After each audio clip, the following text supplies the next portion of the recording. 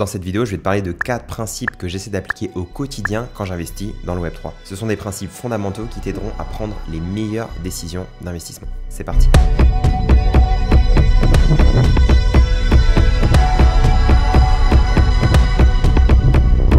Bienvenue sur CoinStation, moi c'est Léo et comme tu le sais déjà, je ne suis pas conseiller financier. Donc cette vidéo c'est à but purement éducatif. Avant de te parler des 4 principes, j'aimerais revenir sur l'état d'esprit à avoir quand on investit en crypto, mais pas que, c'est quand on investit de manière générale. Souvent, on va vouloir avoir des gains rapides au départ et c'est là qu'on va perdre de l'argent. Et pour vraiment avoir des gains sur du long terme, du très long terme, il faut rester très longtemps.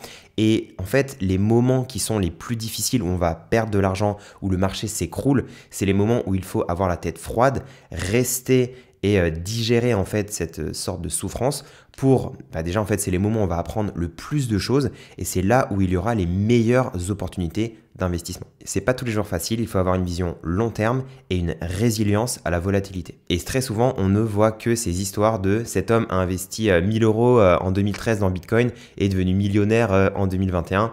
Et on ne voit pas les dizaines, les centaines de milliers d'histoires de cette personne a investi 1000 € dans Bitcoin au pire moment et aujourd'hui il a perdu 90% de ce qu'il possède. Il ne faut pas se laisser emporter par ces news de tout le monde peut devenir riche très vite. Il faut se dire qu'il y a des centaines de milliers de personnes qui ont aussi cette envie de s'enrichir et ça se fait pas en un clin d'œil, c'est pas quelque chose de facile. Et une des meilleures manières pour s'enrichir, c'est de mettre de côté une petite partie de son salaire ou de ses revenus tous les mois et d'investir cet argent. Mais pas n'importe comment. Le premier principe, c'est de ne jamais perdre. En fait, la vraie question, c'est pas comment est-ce que je gagne de l'argent, c'est comment est-ce que j'évite de perdre de l'argent. Si tu perds de l'argent, c'est beaucoup plus difficile de te refaire. Mettons que tu investis 10 000 € et que ton portefeuille perde 50% de ta valeur. Donc tu n'as plus que 5 000 €. Et là, tu vas te dire, ok, pour revenir à 10 000 €, il faut que je regagne 50%. Mais en fait, c'est faux. Si tu gagnes 50% sur un portefeuille à 5 000 €, tu vas être à 7 500 €.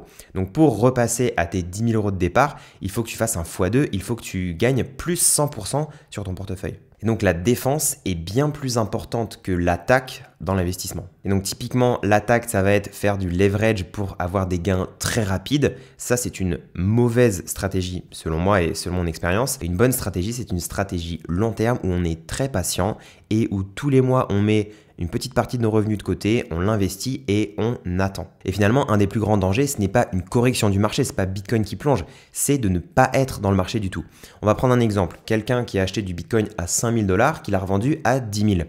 Là, aujourd'hui, il se dit, si j'en rachète et que c'est plus cher que 10 000, je vais faire un mauvais trade. Donc peut-être qu'il a toujours espoir que le Bitcoin redescende à 10 000 pour pouvoir réinvestir et dans sa tête, ne pas être perdant. Mais en fait, vu que Bitcoin, globalement, sur les 10 dernières années, il a fait que de monter, certes, il y avait beaucoup de volatilité, mais il a fait que de monter. Et le plus grand danger, finalement, c'est pas de louper la meilleure opportunité d'investissement ou d'investir au mauvais moment. Non, le plus grand danger, c'est de ne rien faire avec cet argent, qu'il traîne sur un compte en banque et qu'on le garde des dizaines d'années et qu'il perdent beaucoup de valeur avec l'inflation. Et donc la méthode du buy and hold, c'est-à-dire on achète et on ne fait rien avec ses cryptos pendant plusieurs années, c'est une très bonne stratégie. C'est très très dur parce que dès qu'on va voir les news, les graphes qui s'enflamment, etc., la volatilité, on a envie de faire des actions. Mais il vaut mieux faire le moins d'actions possible et je pense que c'est là où on a les meilleurs résultats. Le deuxième principe, c'est d'arriver à trouver une opportunité où on a un ratio risque-récompense asymétrique. Et pour comprendre où vont être les meilleures opportunités, ce n'est pas en écoutant les news ou en regardant les derniers articles, des dernières choses qui sont tombées. Parce que ça, en fait, souvent, ça fait appel à nos émotions. Ça dit des trucs du style Bitcoin vient de dépasser un nouveau niveau, il va bientôt exploser, peut-être, machin. Et du coup, on a envie de cliquer, on a envie de faire plein d'actions, on a envie d'acheter, de vendre, de faire plein de trucs. Et c'est là où on va payer beaucoup de frais de transaction, qu'on va mettre beaucoup d'émotions dans nos achats et on va vraiment perdre en rationalité et faire souvent des mauvais choix. Et en plus, ce que font les news souvent, c'est qu'elles nous créent un biais de récence encore plus fort. Le biais de récence, ce que c'est que ce qui s'est passé sur les derniers mois, c'est quelque chose qui va beaucoup nous marquer. Donc si le prix n'a fait que descendre sur les derniers mois, on va se dire, ça va encore continuer. Alors que faux en fait, le prix sur les 10 dernières années, il a fait que de monter. Mais on va avoir ce biais cognitif qui s'appelle le biais de récence et les news en fait nous poussent à avoir un biais encore plus fort parce qu'elles vont nous dire c'est la fin, c'est terminé, c'est la crise, le système bancaire va s'écrouler, machin truc.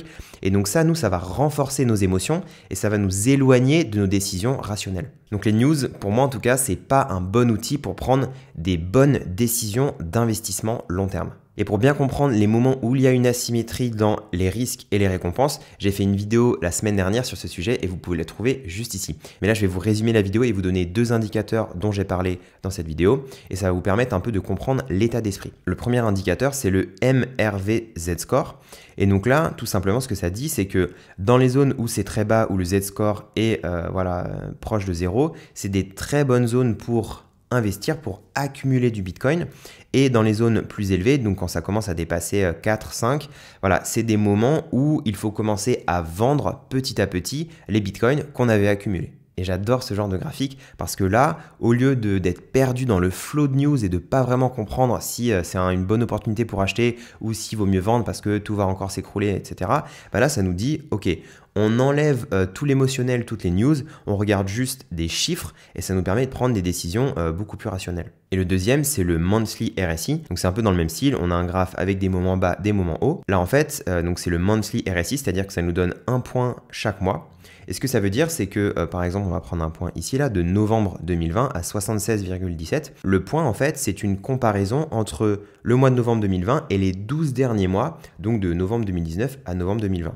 Quand c'est dans le vert, ça veut dire que par rapport aux 12 derniers mois, il y a eu une grosse montée des prix.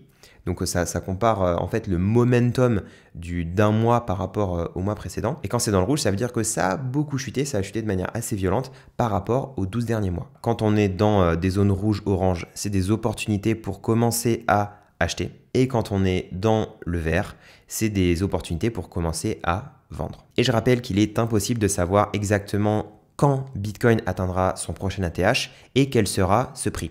Donc tous les gens qui vous disent « moi je connais le prix du Bitcoin à son nouvel ATH, moi je sais la date exactement quand est-ce que Bitcoin aura son nouvel ATH », voilà, c'est juste du clickbait, c'est pour faire cliquer sur la vidéo, mais ces gens n'en ont aucune idée. Un troisième principe fondamental, c'est de bien comprendre la fiscalité. L'idée, c'est en accord avec les lois de votre pays, de rendre chaque investissement efficient au niveau des taxes. Pour comprendre ce dont je vais parler, je vais t'indiquer 2 exemples. Le premier exemple, c'est quelqu'un qui achète pour 1000 € d'Ether en 2022. Il fait x2 sur ses Ethers, donc il a 2000 € et il revend ses 2000 € d'Ether en monnaie fiduciaire, en euros directement depuis son compte Binance ou Kraken. Et ça, le moment où on échange des cryptos en euros, on déclenche une opération imposable. On va être imposé en France à la flat tax, donc 30% sur ses plus-values. C'est-à-dire qu'on a fait 1000 € de plus-value, on est imposé à 30%, donc on doit payer 300 € de taxes. Donc après impôt, il nous reste 1700 €. Si l'année suivante, donc en 2023, on décide de réinvestir ces 1700 €, par exemple, on achète du Matic, on fait encore un x2 sur Matic au sein de l'année 2023, on arrive à 3400 €. Sur ces 3400 €, on a donc 1700 € de plus-value. On est toujours taxé à 30%, ce qui nous fait 510 € de taxes. Donc après impôt, il nous reste 2890 €. Et là, dans notre deuxième exemple, on va faire quasiment la même chose, sauf que à la fin de l'année, quand on veut cash out, au lieu de transférer ses cryptos en euros et de déclencher un événement imposable, alors là, on va rester en crypto et on va uniquement changer ses Ethers pour des stablecoins USDT par exemple. Et en tout cas jusqu'à présent, donc jusqu'en 2023, quand on fait un échange de crypto à crypto, ce n'est pas un événement imposable. Donc on reprend notre exemple, on avait investi 1000 €, on était arrivé à 2000 € d'Ether. Là, on ne va pas vendre en euros, mais on va vendre en stablecoin, en USDT. Ce n'est pas un événement imposable. Ensuite, on a toujours ces 2000 €, on les réinvestit dans le Matic. Ça fait un x2, on est à 4000. Et là, si on veut repartir sur une monnaie plus stable que le Matic, on peut repartir sur de l'USDT. On va avoir ces 4000 € d'USDT et ce n'est toujours pas une opération imposable. Et donc, dans l'exemple 1, quand on faisait nos échanges de crypto vers euros, on est imposable. Dans l'exemple 2, on n'est pas imposable. Donc, on a, avec l'exemple 1, quand on ne comprend pas bien la fiscalité, on arrive avec 2910 € de portefeuille. Et dans l'exemple 2, on arrive à 4000 € de portefeuille. Donc juste en 2 ans, en comprenant un petit peu comment ça marche au niveau de l'imposition en France, on peut vraiment gagner presque 40% en plus sur son portefeuille. Et bon, mon exemple, il est extrêmement simple et bien souvent, on fait beaucoup plus qu'une ou 2 opérations crypto par an. Et à ce moment-là, ça peut devenir très compliqué de gérer toute la partie fiscalité. Si c'est ton cas et que tu stresses pour faire ta déclaration d'impôt cette année, alors ce que je peux te conseiller, c'est d'aller voir Waltio. C'est la meilleure plateforme en France pour faire tes déclarations crypto. crypto. Avec le code CoinStation10, vous pouvez avoir 10% de promotion sur votre abonnement Waltio et une petite partie de votre abonnement me sera reversée. Ça vous permet d'économiser et aussi de soutenir ma chaîne. Le quatrième principe, c'est la diversification. Ce que ça permet, c'est que quand il y a une crise dans un secteur bien particulier, par exemple le Bitcoin s'effondre, crise de l'immobilier, une chute du cours du pétrole, enfin ça peut être plein de choses différentes, mais souvent tout ne va pas être corrélé en même temps. Et donc d'avoir un portefeuille très diversifié, ça nous permet voilà, de ne pas subir trop de pertes, même dans les moments délicats pour une industrie particulière. Il y a des nombreuses classes d'actifs, on peut investir dans l'immobilier, on peut investir dans les actions, dans les obligations, dans les œuvres d'art classiques ou les NFT, dans la crypto. Et c'est aussi important de se diversifier au sein d'une classe d'actifs. C'est-à-dire que si tu investis dans la crypto et que 100% de ton portefeuille c'est du Dogecoin, et voilà, tu as quand même énormément de risques, énormément de volatilité et c'est pas la meilleure stratégie possible. Donc pareil en crypto, une stratégie très simple qui marche très bien, c'est d'avoir 50% en Bitcoin, 50% en Ether, comme ça on est quand même un peu diversifié sur les deux plus gros crypto-actifs. Et si tu souhaites investir dans les actions, c'est pareil, si tu mets tout dans le CAC 40, voilà, tu es quand même trop focus sur la France. Le mieux, c'est de se diversifier et d'investir dans des index comme le MSCI World qui te permettent d'avoir une exposition sur les 26 pays les plus développés au monde et ça représente, je crois, à peu près 2000 entreprises. Et c'est aussi important de se diversifier dans le temps. Et ça, c'est ce qu'on appelle l'investissement programmé ou en anglais le dollar cost averaging. C'est une stratégie qui dit, mais voilà, on n'est pas capable de prédire le moment où ce sera le plus haut ou le plus bas. Donc, ce qu'on fait, c'est qu'on surfe sur la croissance mondiale voilà, qui est présente depuis des centaines d'années et on va mettre de côté une petite partie de ses revenus et l'investir, par exemple, dans les index ou dans le Bitcoin. Et pourquoi est-ce que le dollar cost averaging il fonctionne? C'est parce que globalement l'économie elle est en croissance, l'économie mondiale, la population est également en croissance et la productivité est aussi en train d'augmenter chaque année. Donc le DCA c'est une manière de surfer sur la croissance mondiale. Si tu as envie d'avoir des fondamentaux super solides en investissement crypto, alors j'ai fait une formation gratuite de 4 vidéos qui est disponible en commentaire et en description.